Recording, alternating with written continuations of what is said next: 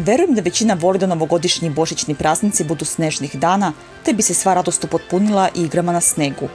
Englezi pogotovo vole da imaju beo Božić, kako kažu, a beli Božić im je redak. Oni slave ovaj praznik po gregorijanskom kalendaru i decembar je u Engleskoj obično maglovit i kišovit. Nije izuzetno hladan, a snega nema. Da li je onda Charles Dickens 1843. godine u noveli Božićna pesma ubacio ono što ne može biti kako bi bajka bila lepša?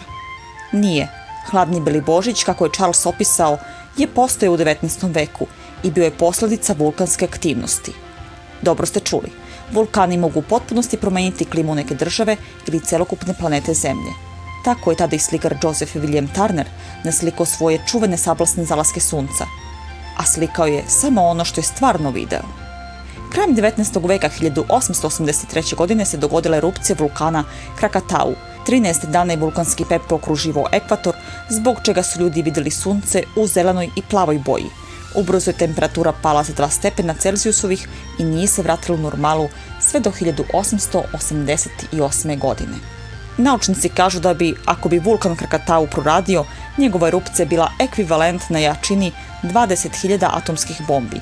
Za godinu dana bi se od pepela i krhotina poslanih u atmosferu temperatura smanjila za 2 stepena i na svetskom nivou bi se desilo duboko zamrzavanje koje bi trajalo od 20 do 30 godina i prekinulo globalno zagrevanje. Pojedini naučnici smatraju da samo vulkanska erupcija može spasiti svet. To spasavanje ne bi bilo bez žrtava, naravno.